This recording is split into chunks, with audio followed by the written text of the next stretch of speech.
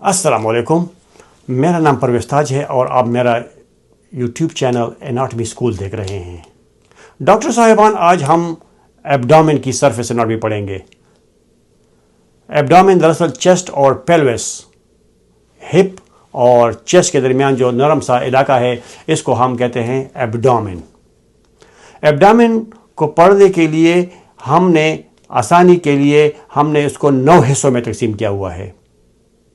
यानी अगर हम ये एब्डोमेन है तो इसको 9 हिस्सों में इस तरह तकसीम किया हुआ है कि हमने 2 लकीरें इस तरह खींची और दूसरी तरह खींची है। ये 9 एरिया आप देख रहे हैं। क्यों हमने इस तरह किया हुआ है? ताकि हमें एब्डोमेन के अंदर जो ऑर्गन है उनकी पोजीशन के बारे में जब हम बात करें, या हम क्लिनिकल एनाटॉमी में जब हम किसी मरीज की किसी ऑर्गन की एनाटॉमिकल हालत देखना चाहते हैं, उसकी साख्त और उसकी शक्ल और उसकी कुछ पैथोलॉजिकल फॉर्म और स्ट्रक्चर हम देखना चाहें, तो हमें पता हो कि कौन सी चीज़ कहाँ पर है। तो इसमें सबसे पहले जो रिब्स जो साथ में मिलते हैं, ये सामने वी शिकल का जो ऑर्गन है, इसको कहते हैं एपिगैस्ट्रिक रीजन। एपिगैस्ट्रिक नाम से पता चल जाता है। ईपी का मतलब होता है ऊपर, ईपीआई। जब भी आप ईपीआई का लफ्ज़ किसी चीज़ के आगे देखें तो इसका मतलब है ऊपर। गैस्ट्रिक गैस्ट्रम से निकला हुआ है। यूनानी लोग मैदे को गैस्ट्रम कहते थे और हम एनाटॉमी में भी मैदे को गैस्ट्रम कहते हैं। आप लोगों ने देखा होगा कि भाई इसको गैस्ट्रिक ट्रबल है, गैस्ट्रिक अल्सर है, उसको ये सिरप गैस्ट्रिक सिरप है। तो गैस्ट्रिक रीजन इसको कहते हैं एपिगैस्ट्रिक, मैदे के ऊपर वाले हिस्से को, जिसको एपिगैस्ट्रिक कहते हैं। ठीक, अब आते हैं लेफ्ट और राइट पे। ये 2 हिस्से हैं जहां पर ये पसलियां कर्व बनाकर सीने की एपिगैस्ट्रिक रीजन की तरफ आते हैं। इन 2 रीजन्स को हाइपोकोंड्रिक रीजन कहते हैं। लेफ्ट साइड को लेफ्ट हाइपोकोंड्रिक रीजन कहेंगे और राइट को राइट हाइपोकोंड्रिक रीजन कहते हैं। हाइपोकोंड्रिक, जब भी आप HYPO हाइपो का लफ्ज़ सुने तो इसका मतलब होता है नीचे। हाइपोग्लाइसीमिया, शुगर की कमी। हाइपोटेंशन, ब्लड प्रेशर की कमी।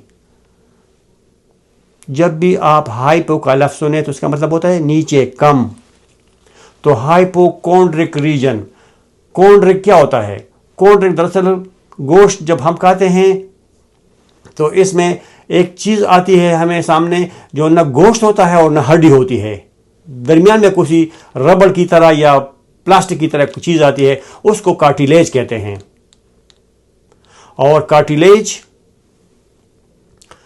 कार्टिलेज को यूनानी कोंड्रम का लफ्ज़ इस्तेमाल करते थे, या कोंड्रा।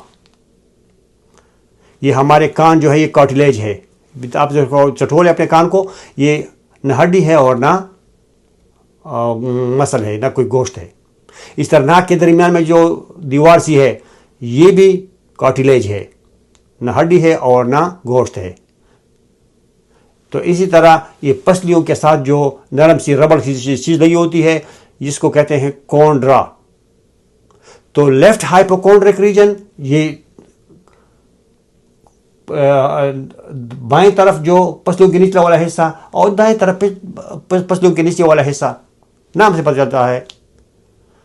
दाएं तरफ कार्टिलेज के निचले वाले हिस्से को राइट हाइपोकोंड्रिक रीजन कहेंगे, और लेफ्ट को लेफ्ट हाइपोकोंड्रिक रीजन, यानी लेफ्ट कार्टिलेज के नीचे जो एरिया है, बस यही है। अब आते हैं अतराफ में तशे, पश्तो में उसको तशे कहते हैं। ये तशी का इलाका इधर तक कमर का होता है, इसको लंबर कहते हैं। ये छोटी कमर को हम लंबर कहते हैं। तो इस एरिया को सामने एब्डोमेन में लेफ्ट लंबर और राइट लंबर रीजन कहेंगे। और दरमियान में नाफ है, नाफ। इस नाफ के इर्द गिर्द एरिया को अम्बलाइकल रीजन कहते हैं, अम्बलिकल रीजन। چونکہ ناف کو یونانی لوگ امبیلیکس کہتے تھے تو ہم اس لیے ناف کو امبلائکل ریجن کہیں گے. ٹھیک. اب اس کے نیچے آپ آ جائیں, یہ والا حصہ, یہ جو نیچے ناف کے نیچے حصہ ہے, یہ دراصل معدے کے نیچے والا حصہ ہے. تو معدے کو تو آپ کو پتہ ہے کہ گیسٹرک کہتے ہیں, گیسٹرم, اور نیچے ہے, نیچے کے لیے میں نے پہلے بتایا کہ ہائپوکلف استعمال ہوتا ہے. تو ہائپوگیسٹرک ریجن, اس علاقے کو ہائپوگیسٹرک ریجن کہیں گے. اور اطراف میں جو پیلوس کے جو دو حصے ہیں, یہ یہاں لیفٹ اور رائٹ, اس کو ہم کہتے ہیں ایلیک, لیفٹ ایلیک ریجن اور رائٹ ایلیک ریجن. ایلیک دراصل ہپ کو یونانی زبان میں کہتے ہیں, ILIAC, iliac. Left iliac region اور رائٹ ایلیک ریجن, یہ کس سے ملا ہوا ہے؟ ایلیم سے. ایلیم کا مطلب ہوتا ہے ہپ. اس کو ہم پھر تفصیل سے پڑھیں گے جب ہم ہڈیوں کے بارے میں بات کریں گے, تو ہم اس کو تفصیل سے پڑھیں گے. آپ صرف اور صرف یہ نام یاد رکھیں.